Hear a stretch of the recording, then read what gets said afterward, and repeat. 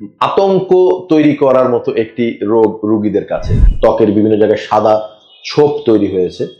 শ্বেত সারে না কথাটি আসলে এখন আর ওভাবে সত্য নয়।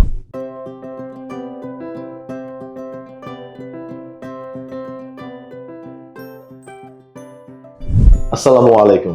কথা বলবো শ্বেত রোগের চিকিৎসায় সার্জারির স্কোপ নিয়ে। শ্বেত খুবই আতঙ্ক তৈরি করার মতো একটি রোগ রোগীদের কাছে।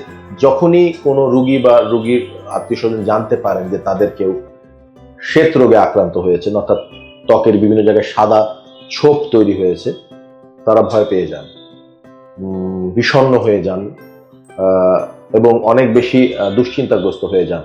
প্রথম যে প্রশ্নটা করেন যে সারা শরীর সাদা হয়ে যাবে কিনা, তখন কি হবে?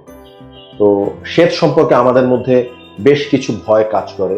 এক হচ্ছে এটা সারে না, দুই এটা হলে পরিবারের অন্যদেরও হতে পারে এবং অনেক বেশি ছড়ায়। হ্যাঁ, এটা সত্য যে এটা কারো হলে পরিবারের অন্যদের হতে পারে, অনেক বেশি ছড়িয়ে যেতে পারে। তবে শ্বেত সারে না কথাটি আসলে এখন আর ওভাবে সত্য নয়। শ্বেতের অনেক ধরনের চিকিৎসা আছে, ওষুধ আছে, ফটোথেরাপি আছে। তবে একটা শ্বেত আছে, শ্বেতের একটা স্টেপ আছে, যখন দেখা যায় যে এই ওষুধ আর ফটোথেরাপি কোনোটাই কাজ করছে না এবং ওই শ্বেতটার চিকিৎসার জন্য এখন সার্জারি খুব দারুণ একটি অপশন হিসেবে এসছে, আমরা আমাদের দেশে করছি। তবে এক্ষেত্রে একটি শর্ত হচ্ছে ওই শ্বেতটা স্টেবল থাকতে হবে, অর্থাৎ স্থির অবস্থায় থাকতে হবে। কোনো জায়গায় কোনো শ্বেত রোগ, কোনো একটি সাদা অংশ যদি আমরা দেখি যে 6 মাস ধরে একই রকম আছে, বাড়ছেও না কমছেও না, আমরা এটাকে স্টেবল ভিটিলিগো বলি। এই অবস্থায় আমরা সার্জারি করে থাকি। 2-3টা অপশন আছে, তার মধ্যে সবচেয়ে প্রচলিত যে দুটি অপশন, তার একটিকে বলা হয় মেলানোসাইট ট্রান্সপ্লান্ট। এখানে যেটা করা হয়, ওই রোগীর নিজের ত্বকেরই কোনো একটি ভালো জায়গায়, যেখানে ত্বকটা একদম স্বাভাবিক আছে, সেখান থেকে আমরা একটা স্কিন গ্রাফট করে তুলে আনি। তারপর এখান থেকে যে রঞ্জক পদার্থ বা মেলানিন সমৃদ্ধ যে সেল আছে, মেলানোসাইট বলে, আমরা এটা তৈরির জন্য একটা সাসপেনশনের মাধ্যমে আমরা সেন্ট্রিফিউজ করে একটা পেস্টিং এর মতো একটা সাসপেনশন তৈরি করি। তারপর যেখানে শ্বেত আছে সেখানে ত্বকটাকে আমরা প্রিপেয়ার করি, আমরা ওটাকে অ্যাব্রেড করে ওখানকার উপরের স্তরটা তুলে ফেলি। তারপর ওই সাসপেনশনটাকে ওখানে আমরা ট্রান্সপ্লান্ট বা প্রতিস্থাপন করি। এরপরে আমরা ওখানে ফটোথেরাপি দেই।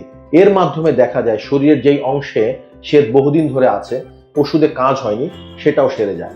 আবার আরেকটি পদ্ধতি আছে, অনেক সময় দেখা যায় যে এমনখানে শ্বেত হয়েছে, যেমন হাতের কবজির সামনে বা গোড়ালির সামনে, যেখানে এই ট্রান্সপ্লান্ট মেলানোসাইট ট্রান্সপ্লান্ট করেও ফটোথেরাপি দিয়েও কাজ হচ্ছে না, সেখানে আমরা মাইক্রোপাঞ্চ গ্রাফট করে থাকি। মাইক্রোপাঞ্চ গ্রাফটটা হচ্ছে খুবই সূক্ষ্ম, 0.7 মিলিমিটার পাঞ্চ দিয়ে আমরা যেটা করে থাকি সেটা হচ্ছে ওই স্বাভাবিক ত্বকের থেকে আমরা স্কিন এক্সট্র্যাক্ট করি। তারপরে যেখানে শ্বেত আছে ঠিক সেখানে আমরা এটাকে প্রতিস্থাপন করি। এরপর আমরা ওখানে একটু ফটোথেরাপি দেই। এটার মাধ্যমে দেখা যায় ওই বহুদিন ধরে স্টেবল একটা ভিটিলিগো, যেটা কোনো ওষুধে কাজ হচ্ছে না, সেই শ্বেতও সারিয়ে তোলা সম্ভব। ধন্যবাদ সবাইকে।